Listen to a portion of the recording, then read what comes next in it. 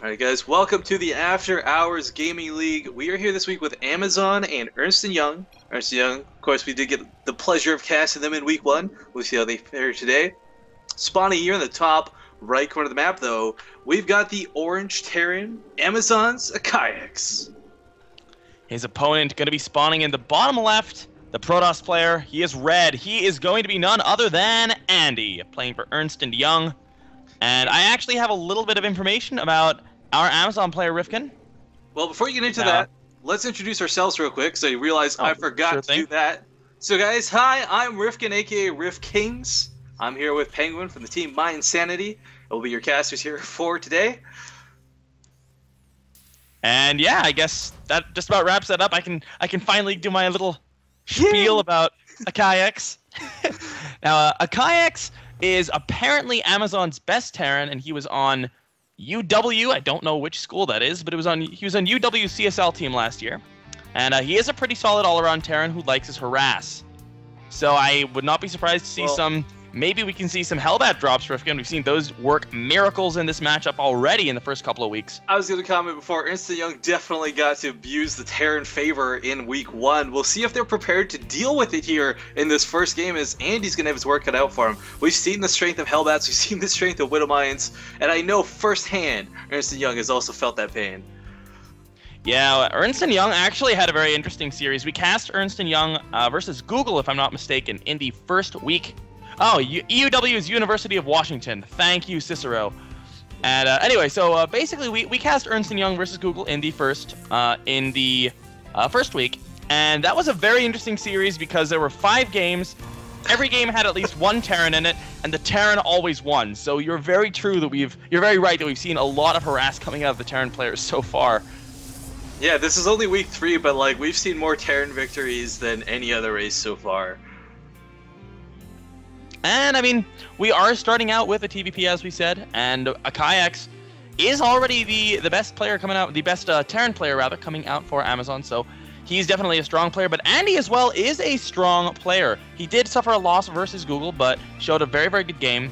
And this is Cloud Kingdom. It's a pretty good map for PvT in general. We've seen some very interesting games on this map already, and I'm really looking forward to seeing how this game develops, Rifkin. Yeah, I want to comment on, like, the thing I love most about the After Hours Gaming League is we've seen more new Heart of the Swarm units used in the 2 weeks we've been casting so far than in the pro matches we've cast. For example, recently we had a Beastie Cutie versus Machine Show match just recently, and I don't think we saw a single new Heart of the Swarm unit despite it being on Heart of the Swarm.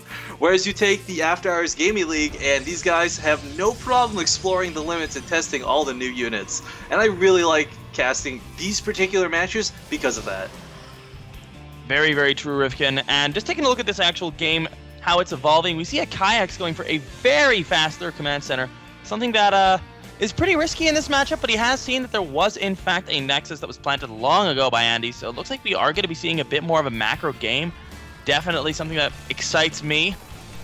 Maybe we'll get to see some of the fabled Sky Toss. Yeah, I mean, that's the thing. Terran have this really strong mid-game right now. There's no question about it. You can even count it as the early game, too, if you want to count Widowmines, but Protoss definitely have a very scary late game. If you let them get to that stage where there's even Tempest, Carriers, whatever you want on the field, as you said, Sky Toss, they are very difficult to deal with. It does look like Andy is going to be avoiding Sky Toss for the time being anyway. He's going to be getting that Mothership Core, but he has the Robo facility on the way as well. Well, Robo's always pretty safe. I mean, whether you're just getting an Observer out to scout or not, whether you're going for Immortals, we'll have to wait and see. But I do want to point out that Terran have a lot of cool new ways to deal with pretty much everything that Protoss has been given. Of course, the Oracles are a little bit questionable because they're very frustrating to deal with, but some well-placed missile turrets can shut them down very quickly. Thors, of course, now have the single-target ground-to-air weapons, which are really nice to have, although it does look like Kayaks is sticking towards Bio, so I'm going to stop that thought right there. Rifkin, we have a 6-minute Robo Bay coming down from Andy. This is pretty interesting. Is he going to go super fast? Oh no, it's scanned! It's scanned. Oh, I'm interested to see what he's going to opt for here. He could go for some sort of War Prism drop with War Prism speed. The question is, how has he seen this? How is he going to react to it, though? Because right now he's going for a bio composition, and a Colossus kind of counters anything that's coming out of these barracks anytime soon. Yeah, it does look like he's going to be getting a second observer out. I'm really interested to see how he actually decides to use this Robo-Bay. We'll be seeing that momentarily. It should be finishing up in about 5 seconds. He is still producing probes, though. I would love for this to be like warp speed prism, warp prism speed. There we go. Now I know how to speak English. I wouldn't be surprised, to be quite honest. I mean, the gateways are very, very late. There's no upgrades coming out of here, just out of Andy just yet. So, he's not utilizing that just yet, but warp prism speed would not surprise me here. It would be really nice because, of course, the speed makes it near impossible to catch for these Marines, even while stimmed. But no, it is going to, in fact, be Colossus. Not a bad choice. Andy's sticking to his guns. He's like, all right, you saw me. Cards on the table. I'm still going to do it because Colossus are really strong units to begin with. I think this is also I like this decision from Andy because had he gone for something like a warp prism this early, that's a little bit gimmicky. And Akax may well be ready for that. I mean, we see him spreading out his buildings along the sides of his main, making sure he has vision of everything. So I do like this idea to go into Colossus and more macro-style play here from Andy. I'll be interested to see whether he goes for a strong 2-base timing or whether he is going to be trying to take a third. I think at this point... Actually, remember, too, Protoss, like, beforehand, right now with Colossus, you send them out and they die. A lot of people stay away from it because of that. If you don't have the support for them, they go down very quickly. However, with the Mothership's ability to recall, you can do some very nice hit-and-run tactics with Protoss now. I think we're going to see, as the game evolves, a lot more recall tactics from Protoss, especially with the early game harass. Maintaining those units is so important. Yeah, I mean, it takes a couple seconds for the recall to actually sort of work, so you still have a chance to lose a couple units there, but as you said, the ability to save most of them is just so helpful. Wow, we actually see Akax putting up 2 more bunkers, so he is expecting a 2-base play, and that is what it's looking like at this point, just because the thing is, the bunkers are nice, but once that thermal lance comes into play, the bunkers are going to be somewhat irrelevant. I mean, they'll kind of delay, I guess, but the Colossus are going to just shell away from far. Yeah, I do think we're probably going to be seeing Andy push out with these 3 Colossi. He's going to want to add on a few more gateways, though. He's only on 3 gateways right now. He's not only does he need more gateways, he doesn't have units to support. He's got a couple sentries, so that's a good start. But you really need more than 2 sentries to support Colossus. This is crazy. We have 6 bunkers up from Akax at this point. And the He's thing is, really playing defensively. But here's the problem with this. Look at this big open place to the left. The 3rd base connection. Colossus can walk right up that cliff and bypass all of the bunkers. So I mean, he's turtling in, and he's doing it very well, but the problem is, it's Protoss. You know, he knows the Colossus are on the field, and you can't really bank on just one position holding. And he has opted for the 3rd base at this point, so just playing a little bit safer there, and Akax is going to be throwing down his own orbital command that has been in existence for quite a while. My concern for Akax, he's, like, everyone knows, like, there's this kind of general rule to thumb in the PvT, where it's like, the lower the encounter where you engage as the Terran, so like 100 versus 100 army, you've got a lot better chance of winning than a 200 versus 200 army. The Protoss will stomp you 200 versus 200. But in these lower numbers, there's going to be certain windows of opportunity for Akax to really move out, do some damage, whether it's drops, whether it's harass, because, you know, Andy's going to build up that critical mass soon, and this 3rd base is going to give him the economy to do it. Yeah, absolutely. We do see 3 more gateways coming down now, so he is going to be adding on to that production capability, and there is a Twilight Council that has started as well, so looks like Andy does want to start going in the upgrades route. Upgrades are actually pretty late from both players at this point. We have 1-1 starting now for Andy, and Akax himself, does he have +1? Yes, he does, but he only has 1 engineering bay at this point, so he's just getting +1 armor at this point. Attacks are done, and combat shields as well on the way, so really upgrade heavy. We see a Templar Archives on the way, and just both players preparing for the late game. And his Warp Prism filled up with 4 Zealots is starting to move out. There's that Factory Scout, kind of the world's strongest overlord, if you will, floating around the 3rd base right now. I always found it funny that the most cost-efficient way for Terran to scout is to build a building and fly it over. Well, I mean, like, prior to this expansion, you know, the Factory is really quite a useless unit in this matchup. I feel that Hellbats are definitely a huge asset, but Kayak's not feeling the same way, as he's sticking with a very bio-heavy army with a lot of Vikings. What we're really seeing, which is kind of interesting, is we're seeing this sort of evolve into a very Wings of Liberty-esque type of game. We have a 4th base coming down now for our kayaks, and I mean, the compositions look like Wings of Liberty, just minus the Mothership Core. Where is that, by the way? It was floating around the 3rd a while ago. Where is the gun? It's a little scamp. It is... No, it's just in the main now. It's just chilling over the warp gates. Oh, you know what? I forgot. You can actually click on the units in the tabs at the top to take you right to them. How cool is that? Right? Blizzard is they're actually improving. Like, this is the thing. The community has been asking for these changes, and they're listening. Okay, I just need to point out that awkward moment where there's a supply depot being constructed right next to a pylon. I like how both of these players are just sort of spreading out their supply depots and pylons. They've got really good vision of the map, but it is kind of interesting to see all of these little dots looking like a little bit like chicken pox just all over the map. Yeah, connect the dots, draw the map out, pretty much.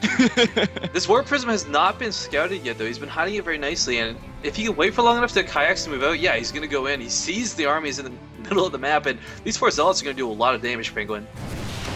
Yeah, the missile turret is going to start shelling. Wait, we have to unload that before it dies. Oh, no! Poor well, Andy. Yeah, this isn't really going well. These zealots are going out to the bunker. They should get the bunker, but I don't think they're going to do any real damage here. Well, meanwhile, the army is going to push. Luckily, there's not 6 bunkers for them to have to walk through now.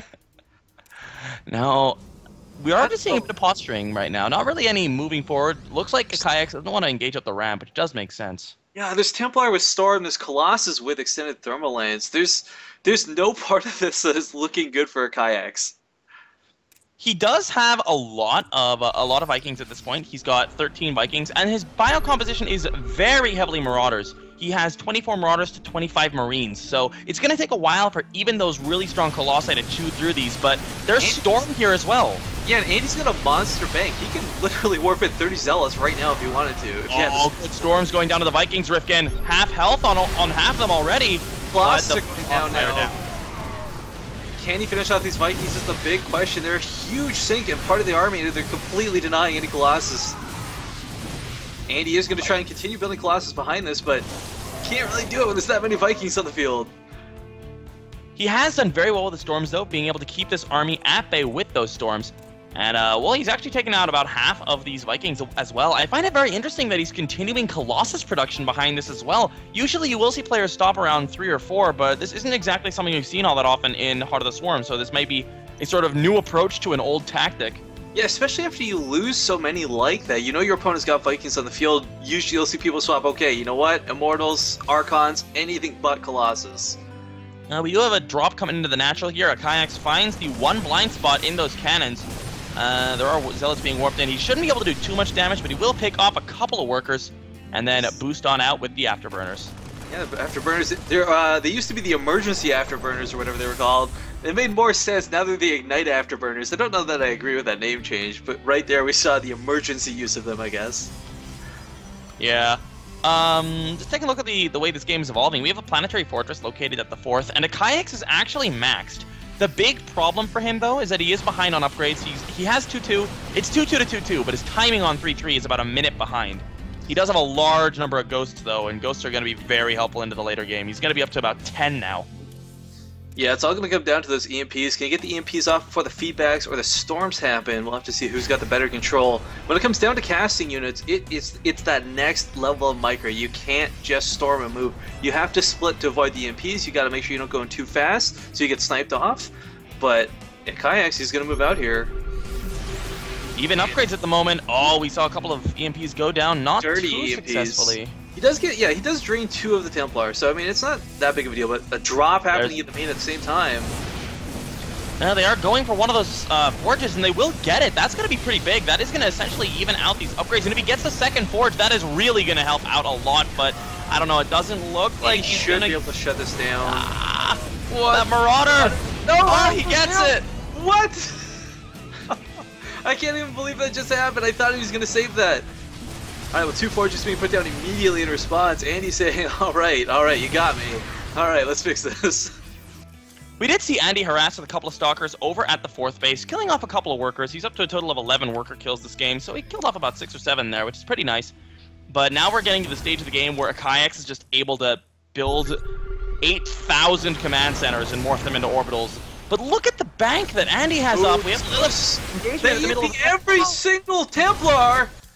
He has to get out of here right now, and we see, yeah, Kayaks is just going to be storming forward. Andy needs to try to get away with these units and just try to survive, but the problem is they have no shields, only a couple of Zealots have shields, no energy on the Templar, and those Templar are going to be picked off. This is a huge win for Andy. For a kayaks, rather. Yeah, and he really should have just turned those into Archons while running. It would have bought him a lot of time for his bigger units, but now he's losing everything to the Vikings. And those ghosts, the cloak on those ghosts was so good. Gonna help. He only has 6 gateways. Yeah, he's got quite a bank going for him right now, and he definitely could use some more gateways. There's no question about it. Yeah, this really hurts, and I think a kayaks is just taking it. Andy just doesn't have the production capability to keep up with this. His only Templar with energy gets sniped. More Templar being warped in. I wouldn't be surprised to see those go Archons, but he is opting to keep them as Stormless Templar. Even at this point, so many ghosts. I don't know that Archons would even matter. Yeah, I mean, this game is getting a little bit out of hand now for Andy. A kayaks really far ahead, almost max, continuing pretty much only ghost production. He's up to a total of 12 ghosts, with 4 more in production. And he's just upgrading away. He's ahead in upgrades now. Triple Colossus production, though. But the Colossus production is kind of moot on account of the fact that Kayaks just still has a monster amount of Vikings on the field. In fact, he has 14 still. And plus 2 attacks is going to be done for them momentarily as well. Yeah, I mean, these Colossus, they're nice against the Bioforce, don't get me wrong. Andy's definitely making the right choice there, but he doesn't have anything to cover them. He doesn't have areas to stop those Vikings, and the Storms just haven't been enough. Oh, Andy is about 3 seconds away from being mined out of his natural. He has 1 mining base. He does have a base going up in the bottom right as well as at the 4th location, but a kayaks is moving forward. He's maxed again, and he smells blood, Rifkin. Kayaks is very relentless with his scans. I do want to say, like, from minute 1 in the game, he's been scanning when he's been available. But I guess on with the other this hand, orbitals, he does have type orbitals. Yeah, with this many orbitals, he's completely able to do that. Okay, the Colossus are being picked off before they can even do anything, unfortunately. Nice storms. But the ghosts still get out alive, cloaked too, and Andy doesn't have any detection for the PengWin. He's so far away from the cannons. These cloaked ghosts will actually kill this army. Yeah, this massive ball of Marauders is now moving into the natural. Down goes the Colossus. Everything else is falling, and I believe this is the end of the road for the first Ernst & Young player, Andy. Yeah, well, mining stopping here at the natural too. He's gonna lose all these probes. Again, notes. He tried valiantly, but it just wasn't enough. I honestly think that if he'd gotten the additional gateways earlier, he may well have been able to mount an attack that was so powerful with that kind of a bank that he would have been able to take it. But he did not have the gateway production that he needed, and a kayaks pounced on that opportunity, and Andy is gonna suffer a bit of a loss there. TG called. Amazon takes a 1-0 lead.